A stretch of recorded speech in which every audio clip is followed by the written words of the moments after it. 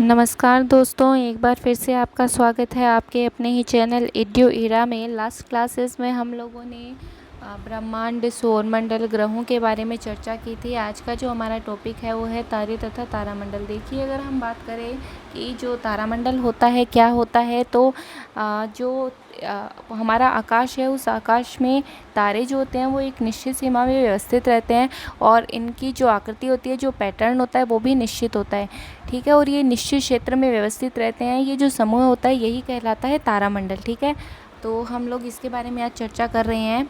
देखिए, हमारी आकाशगंगा में अनेकों तारे हैं। सूर्य भी एक तारा है और यह एकमात्र ऐसा तारा है जिसके चारों तरफ ग्रह परिक्रमा करते हैं। इसके बारे में हम लोगों ने लास्ट क्लास में डिस्कस किया था। एक ये क्वेश्चन पूछा जा सकता है कि तारों का विस्तार पूर्वक अध्ययन कौन से खगोल शास्त्री ने किया था। तो आपको ये ध्यान रखना है कि जो विलियम हर्शले नामक खगोल शास्त्री है, उन्होंने तारों का विस्तार पूर्वक अध्ययन किया था और इससे पहले उन्होंने अरुण ग्रह की खोज की थी। ठीक है, अब देखिए, आकाश में एक निश्चित क्षेत्र में अंतरिक्ष की सभी वस्तुएं तारामंडल का निर्माण करती है।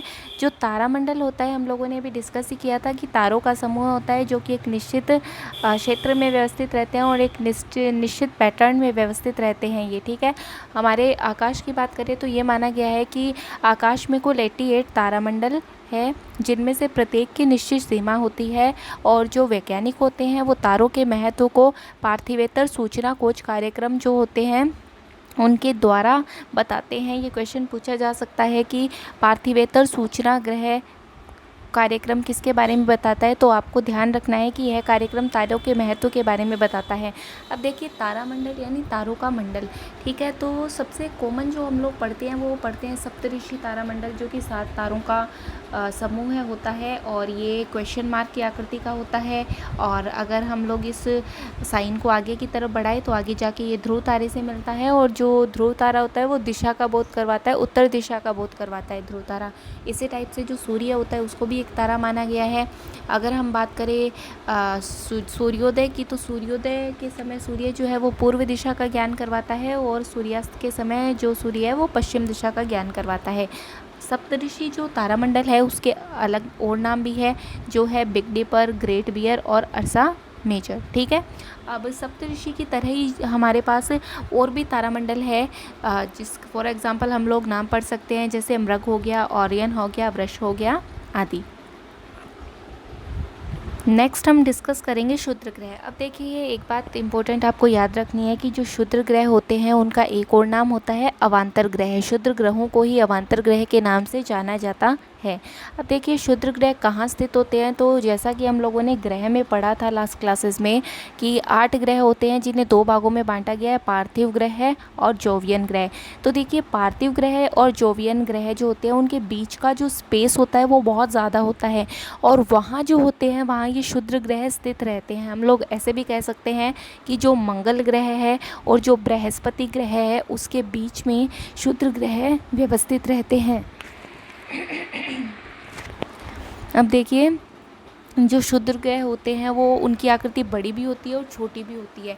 ये चट्टान की आकृति जैसे बड़े बड़े भी होते हैं और कंकड़ के समान छोटे भी होते हैं। ये माना गया है कि जो सबसे बड़ा क्षुद्र ग्रह है उसका जो व्यास होता है वो 800 किलोमीटर होता है और इसको नाम दिया गया है सेरेस। ठीक है, इसी प्रकार जो सबसे छोटा क्षुद्र ग्रह है वो कंकड़ के समान आकृति का मिला है, लेकिन उसके बारे में भी ज़्यादा सूचनाएं इकट्ठी नहीं हो पाई है।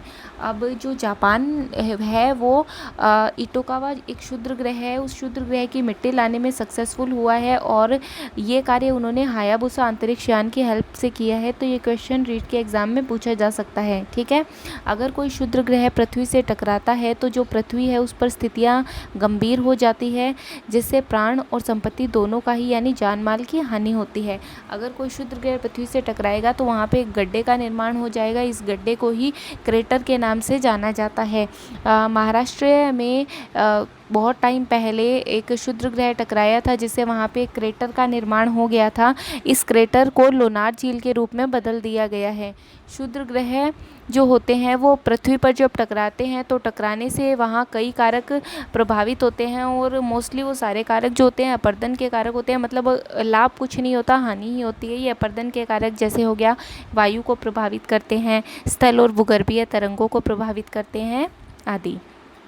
अब देखिए हम बात करते हैं नेक्स्ट कि जो उल्काश्म या फिर उल्कापिंड होते हैं वो क्या होते हैं। तो देखिए जैसा कि हम इस चित्र में देख रहे हैं कि उल्कापिंड जो होता है वो गैस और धूल के कण होते हैं जो हमारे पूरे अंतरिक्ष में बहुत तेज़ स्पीड से घूमते रहते हैं। ठीक है, अब इनको जो है टूटता तारा भी कहते हैं, क्योंकि ये जो गैस और धूल से बने हुए कण होते हैं ये जब हमारे पृथ्वी में, हमारे वायुमंडल में प्रवेश करते हैं तो हम लोग जानते हैं कि पृथ्वी पर गुरुत्वाकर्षण बल बहुत ज़्यादा कार्य करता है। तो गुरुत्वाकर्षण बल के कारण ये तेज़ी से मध्य मंडल में आते हैं और मध्य मंडल में आने के कारण ये जलने लगते हैं। ठीक है, और जलने लगते हैं और जलने के कारण ये हम लोगों को चमकते हुए दिखाई देते हैं, जिसे हम लोग सामान्य भाषा में कहते हैं टूटता हुआ तारा। लेकिन ये पृथ्वी पर पहुंचने से पहले ही जलकर जो होते हैं वो राख हो जाते हैं और इन्हें उल्काश्म के नाम से जाना जाता है। जो टूटता हुआ तारा हम कॉमनली नाम इनका बोलते हैं, उसका जो खगोल शास्त्री है वो उसको उल्काश्म के नाम से जानते हैं। नेक्स्ट है कि पुच्छल तारा या फिर धूमकेतु क्या होता है। देखिए पुच्छल तारे की अगर बात करें तो ये धूल और बर्फ़, गैस, इन सब से बने हुए कण होते हैं, लेकिन ये सूर्य से दूर रहना पसंद करते हैं। ये ठंडे और अंधेरे क्षेत्र में रहते हैं। ये सूर्य के चारों ओर परिक्रमा तो करते हैं लेकिन बहुत ही अनियमित कक्षा में परिक्रमा करते हैं, मतलब इनकी कोई नियमित कक्षा नहीं होती, कोई निश्चित कक्षा नहीं होती है। और ये कक्षा में घूमते घूमते जब सूर्य के पास आते हैं तो सूर्य के पास आके इन्हें सूर्य का ताप जब प्राप्त होता है तो ये जो गैस होते हैं उन गैसों का रिसाव होता है और रिसाव के कारण इनमें पीछे की तरफ एक पूंछनुमा संरचना का निर्माण हो जाता है, जिसके कारण इसको पुच्छल तारा कहते हैं।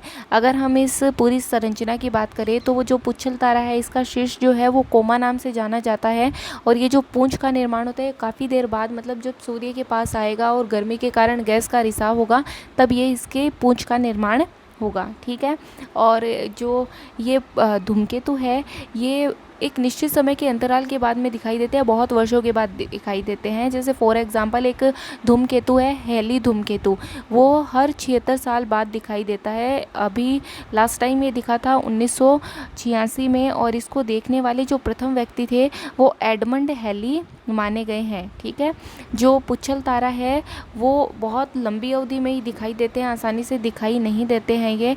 ठीक है, और एक अनुमान ये माना गया है कि हमारा जो सौरमंडल है इस पूरे के पूरे सौरमंडल में लगभग 1 लाख धूमकेतु होने की संभावना है। नेक्स्ट टॉपिक हमारा है कि तारों की मृत्यु क्या होती है। तो देखिए जो तारों की मृत्यु है उसके लिए जो अवधारणा मानी जाती है उसे सौर द्रव्यमान अवधारणा कहते हैं और इस अवधारणा को देने वाले जो वैज्ञानिक थे वो श्रीमान एस चंद्रशेखर थे, जिसके कारण इस अवधारणा को चंद्रशेखर सौर द्रव्यमान अवधारणा अथवा तारे के अधिकतम द्रव्यमान चंद्रशेखर सौर द्रव्यमान अवधारणा कहते हैं। और जो तारा है उसका अधिकतम जो द्रव्यमान होता है उसको चंद्रशेखर द्रव्यमान के नाम से जाना जाता है। तो देखिए हम लोग स्टार्टिंग में जो हम लोगों ने लेक्चर किए थे उनमें हम लोगों ने पढ़ा था कि जो तारे हैं वो अपनी ऊर्जा का उत्पादन नाभिकीय संलयन क्रिया से करते हैं। तो देखिए जब ये नाभिकीय संलयन क्रिया होती है तो क्रिया कंटिन्यू होने के कारण तारे के जो केंद्र में हाइड्रोजन गैस है वो समाप्त हो जाती है और हाइड्रोजन गैस जब समाप्त हो जाती है तो जो हीलियम है वो कार्बन के साथ जुड़ने लगता है, उसके साथ संलयन करने लगता है, जिससे क्या होता है कि तारे में ऊर्जा का उत्पादन रुक जाता है और उनमें जो क्रोड पदार्थ है वो संकुचित होने लगता है। ये इस प्रकार जो तारा बनता है उसको एक नाम दिया गया है श्वेत वहन तारा। ठीक है, और इसका जो आकार होता है वो एक ग्रह के समान ही होता है। क्रोड जो होती है जब वो सिकुड़ जाती है तब तारे का घनत्व बढ़ता है और ऐसे तारे का जो द्रव्यमान होता है वो सूर्य के द्रव्यमान से 1.4 गुना तक कम होता है। ठीक है, श्वेत वहन तारा जो होता है वहाँ ऊर्जा का उत्पादन खत्म होने के कारण इसे एक मृत्यु तारा कहा जाता है और यह अपनी ऊर्जा का उत्पादन स्वयं नहीं कर सकता क्योंकि इसके केंद्र में जो होता है हाइड्रोजन गैस खत्म हो जाती है और क्रोड का निर्माण हो जाता है, जिसके कारण ये अपना जितना भी जीवन काल में चमकता है ये पहले की संचित की हुई ऊर्जा के कारण ही चमकता है। धन्यवाद दोस्तों। ये जो टॉपिक है ब्रह्मांड, सौरमंडल, तारामंडल, ये यहाँ पे ख़त्म होता है और रीट का एग्ज़ाम का एक इम्पोर्टेंट टॉपिक है ये। हम लोगों ने जितना पढ़ा है उसमें से 90% क्वेश्चन आने की पूरी संभावना है। तो आप लेक्चर को देखना ना भूलिएगा और हमारे चैनल को सब्सक्राइब करना ना भूलिएगा। Thank you.